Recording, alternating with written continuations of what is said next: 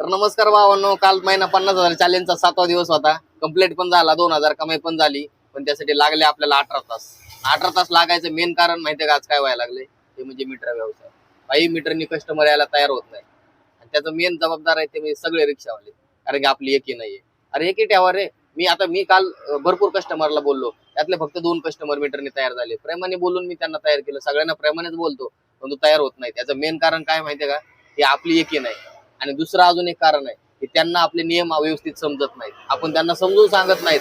आरटीओचे नियम आपल्याला माहिती आहेत, त्यांना माहित नसतं. त्यांना वाटतं नाही ऍपवर जेवढे दाखवा तेवढेच पैसे असतात, पण तेवढं नसतंय ना. तुम्हाला माहितीये, उद्या प्रवाशांना बी मी हे सांगतो की उद्या तुम्हाला जर 100-200 रुपये कमिशन चालू केलं तर तुमच्या खिशाला झळ लागणार आहे.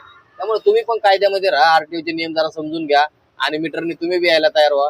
रिक्षावाल्यांनी एकी ठेवा, जेणेकरून त्यांना समजून सांगण्याची मानसिकता आपली व्यवस्थित ठेवा. फक्त आपला मीटरने व्यवसाय चालू होणार आहे. या ऑनलाईन वरती फक्त एकमेकांना जोडण्यासाठी ठेवा. फक्त हे त्यांच्या घरापर्यंत जायचं आणि त्यांच्या घरापासून त्यांना त्यांच्या लोकेशनला सोडायचं, एवढा त्यांच्यासोबत संबंध ठेवायचा.